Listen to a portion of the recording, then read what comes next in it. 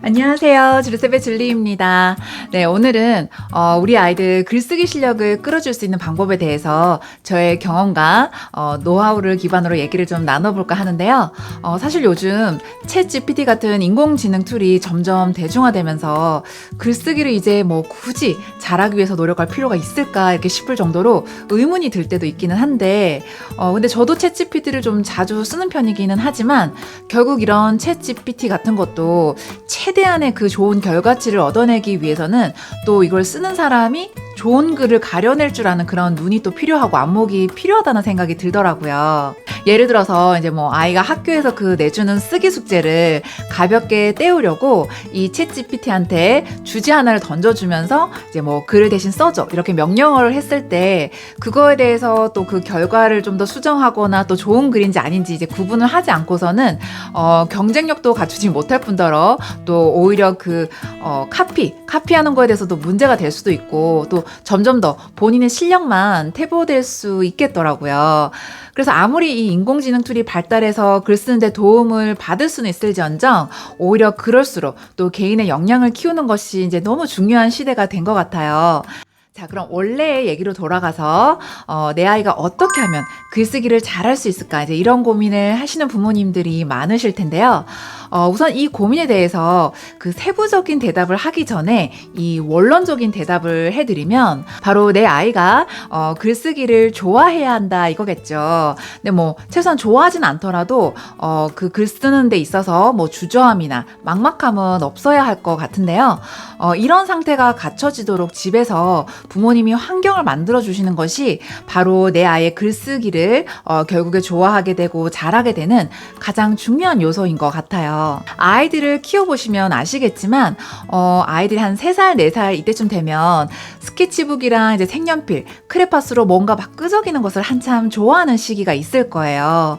아이가 막 혼자 자기 말로 막 뭔가 쫑알쫑알 하면서 그리면서 또 뭐 우리가 봤을 때는 알아볼 순 없지만 뭔가 쓰기도 하고 이제 그런 시기가 있는데요. 아이가 그런 놀이를 할 때 이제 정말 마음껏 지지해 주시고 흠뻑 빠질 수 있게 해주시는 것이 가장 첫 시작인 것 같아요. 여기서 하나 제가 팁을 추가로 드리자면 아이가 뭔가 혼자 몰두해서 끄적이고 그릴 때는 아이한테 말도 걸지 마시고 그냥 가만히 내버려 두시는 게 훨씬 좋은데요. 그때 괜히 아이에게 막 관심 가져주고 아이 이름 불러보면서 막 여기 사진 한번 찍어보자 여기 봐봐 하면서 하지 마시고 그냥 조용히 아이가 거기에 푹 빠져서 몰입할 수 있도록 해주시면 아이의 이 또 집중력 향상에 또 굉장히 많이 도움이 되기 때문에 아이가 그냥 몰입할 수 있도록 두시는 게 훨씬 좋고요. 자꾸 아이 이름 부르고 또 아이가 그 흐름을 깨버리면 몰입에 방해가 되니까 가만두시면 아이가 나중에 또 다 끝내서 자기가 막 들고 와서 엄마한테 설명을 해주기도 하고요. 또 뭐 아이가 설명 안 해주면 엄마가 나중에 이거 뭐 그린 거야? 하고 이제 물어봐도 되시겠죠. 자, 그렇게 아이가 뭔가 끄적이는 활동을 즐겁게 할 수 있도록 해주시다가 저 같은 경우는 아이가 한 6살 무렵부터 이제 일기 쓰기를 시작으로 처음 글쓰기를 시작했었는데요. 처음에는 아이가 먼저 막 쓰게 하기보다는 이 휴대폰의 녹음 기능을 이용해서 아이에게 오늘 겪은 일이나 느낌 중에 말하고 싶은 것을 한 문장만 얘기해보게 시켰었어요. 뭐 예를 들면 아이가 오늘 엄마와 바닷가에 가서 새우를 잡았다. 재미있었다. 뭐 이렇게 말하고 녹음을 했으면 같이 들어보는 거예요. 그 다음에는 그 녹음을 다시 아이랑 같이 들으면서 제가 이제 엄마가 아이 앞에서 그 녹음을 들으면서 글로 옮겨 적는 것을 이제 보여주는 것으로 글쓰기를 시작했었어요. 그렇게 몇 주 연습을 하다가 이제 아이가 같은 방법으로 한 문장만 그렇게 쓰게 하면서 아이가 이제 적기 힘들어하는 부분은 제가 대신 적어주는 그런 방식으로 워밍업을 했다가 조금 더 아이가 이제 즐겁게 쓰는 시간을 만들어 주려고 A4 용지에 저랑 아이가 각각 그림 일기를 쓰기 시작했었는데요. 이렇게 했던 가장 큰 이유는 이제 보통 아이에게 일기 쓰라고 하면 이제 자기만 쓰고 어른들은 안 쓰니까 이제 그게 이제 몇 번 지나고 보면 뭔가 이제 불공평하다는 생각을 아이가 하게 되거든요. 이제 그럼 그럴수록 왠지 글 쓰는 게 싫어지고 재미없어질 수 있겠더라고요. 그래서 이제 아이가 아직 어리니까 좀 더 즐거운 분위기를 이제 만들어 만들어주기 위해서 그림도 같이 그리면서 이제 한 문장만 쓰게 하면서 저도 같이 이제 같은 주제로 엄마 관점에서 또 아이 관점에서 각각 그렇게 그림 일기를 쓰고 서로 마무리에 이제 공유하는 방법으로 한 몇 달 동안 주 한 3, 4회 또 이제 좀 시간이 많았던 여름방학 이럴 땐 한 5회 정도로 했었어요. 확실히 아이가 혼자서 그때 한 문장 적는 것보다는 엄마도 같이 자기가 할 때 그림 일기를 같이 이제 적으니까 약간 놀이 시간처럼 즐거워 하더라고요. 그렇게 서서히 글쓰기에 대한 두려움이 좀 사라져 가는 것이 이제 눈에 보였었고요. 그러다가 한 6개월이 지났을 때쯤 이제 그 아이에게 문장 수를 한 문장에서 3문장 정도로 늘려서 이제 꾸준히 또 쓰기를 시켰었는데요.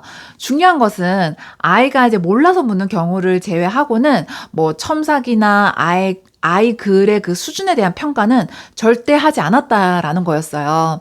이제 어른들 중에서도 이제 글쓰기는 여전히 이제 만만치 않고 좀 힘들어하신 분들도 많으시잖아요.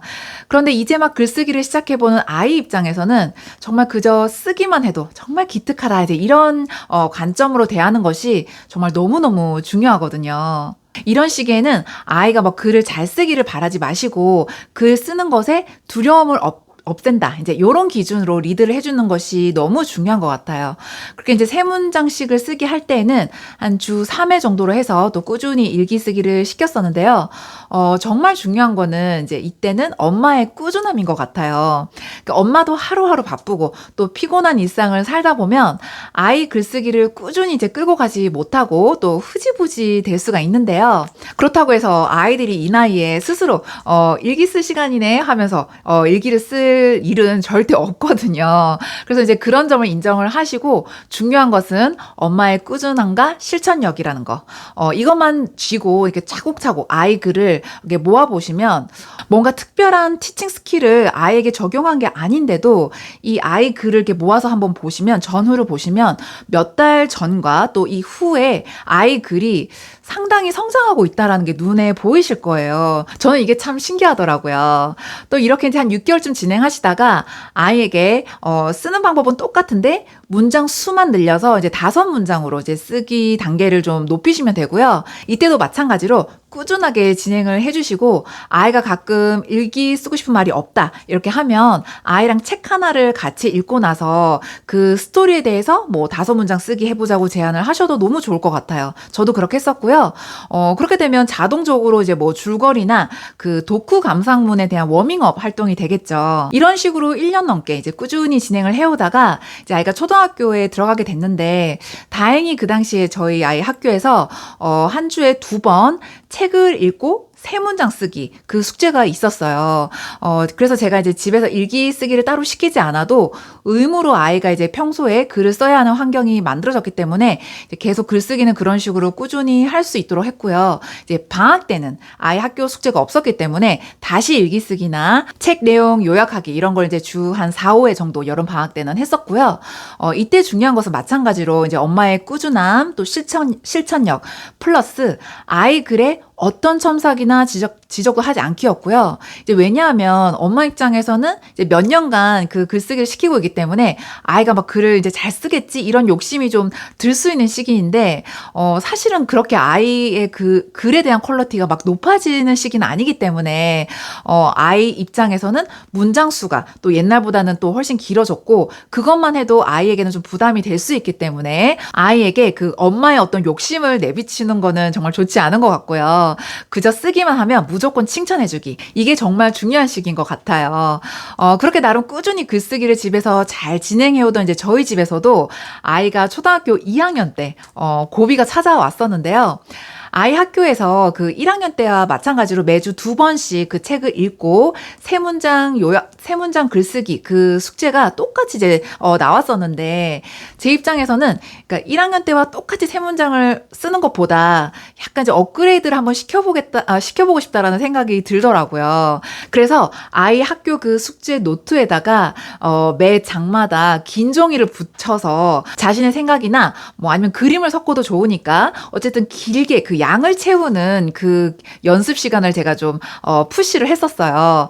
아이 입장에서는 이제 다른 친구들은 정말 세 문장만 적어가도 선생님이 뭐라 안 하시는데 이제 자기는 엄마가 세 줄 노트에다가 넓은 종이를 이렇게 매번 붙여가지고 다 채우라고 하니까 숙제할 때마다 막 힘들다 그러고 징징대고 뭐 쓸 말이 없다 막 이런 시간의 연속이었었는데요. 그랬기 때문에 또 그 숙제를 할 때마다 시간도 정말 많이 걸렸던 것 같아요. 뭐 보통 반 친구들한테 물어보니까 이제 그 숙제를 한번 할 때마다 짧게는 15분, 뭐 길면 30분 정도로 끝낸다고 했었던 것 같은데 저희 집은 뭐 짧으면 1시간, 길면 2시간 이제 이런 식으로 매주 2번씩 걸렸었고요. 이제 아이에게 도전적인 과제라는 걸 제가 이제 충분히 이해를 했기 때문에 아이가 뭐 투정 부리거나 막 한숨 쉬고 그래도 최대한 다독이면서 구슬려 가면서 이제 저에게도 인내심이 필요했던 시간이었고 가끔은 아이에게 이제 글 대신 그림으로 표현하는 걸로 이제 대체를 해주면서 어쨌든 이제 꾸준히 1년을 그렇게 글쓰기 연습을 했었는데 그 인고의 시간의 보상은 아이가 3학년 때부터 정말 이게 바로 체감이 되더라고요. 아이들 이 학교 교육을 보시면 그 1, 2학년 때와 3학년 때 이후부터는 또 뭔가 그 깊이나 차원이 좀 다르다는 것을 느끼실 수 있는데요.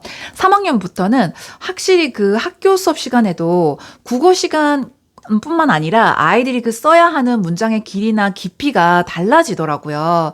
그래서 이제 대부분의 아이들이 그 수업 시간에 어떤 주제에 맞는 그 글을 쓰라고 하면 막막해 하거나 여전히 그 1, 2학년 때 수준에 머물러 있는 경우가 참 많은 것 같아요. 근데 이제 저희 아이 같은 경우는 더 이상 그 긴 글을 쓰는 데 있어서 어색함이나 그 막막함이 굉장히 많이 없어지면서 학교 수업 시간에도 글로 표현해야 되는 그 모든 분야나 과목들을 이제 편안하게 받아들이기 시작하는 것 같더라고요. 그러다 보니까 아이가 이 쓰는 글에 대해서 선생님이나 친구들에 대한 칭찬을 자꾸 받게 되고 또 그게 반복이 되니까 아이도 어느새 글 쓰는 것에 대한 뭐 자신감이나 또 본인에게는 재미있는 활동이 이제 되어 가더라고요. 그런데 아이가 이렇게 몇 년 동안 꾸준히 그 글쓰기에 대한 연습 과정을 이어오면서 뭐니 뭐니 해도 빠질 수 없는 가장 중요한 요소는 바로 책 읽기가 늘 함께 그 받쳐줬던 그 인풋을 절대 간과할 수 없을 거예요. 글쓰기나 말하기가 우리가 직접 확인할 수 있는 아웃풋이라면 그 아웃풋의 퀄리티가 좋기 위해서는 또 차곡차곡 쌓여가는 인풋의 퀄리티가 당연히 좋아야겠죠.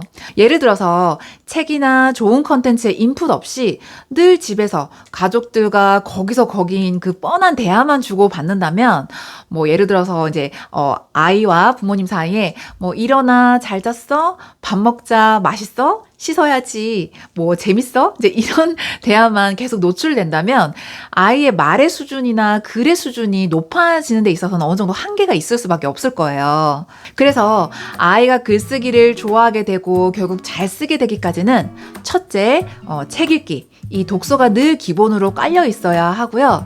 그 와중에 엄마가 아이의 상태를 봐서 적당한 시기부터 이 단계별로 꾸준히 글쓰기를 집에서 시작하셔서 때로는 좀 즐겁게 때로는 좀 챌린징하게 그 완약 조절을 하시면서 끌고 가시고 또 그 과정에서 어떤 지적이나 첨삭 이런 건 절대 하지 마시고 아이가 글을 쓰기만 했다면 칭찬해 주시고 격려해 주시는 그런 방법으로 몇 년간 진행을 해보시면 분명히 글쓰기를 즐기고 잘하는 아이로 성장하는 데 큰 도움이 될 거라는 저의 경험을 바탕으로 오늘 이렇게 아이를 글쓰기에 대한 이야기를 나눠봤습니다. 네, 오늘도 제 이야기가 많은 도움이 되시기를 바라면서 그럼 저는 다음 영상에서 뵙겠습니다. 바이.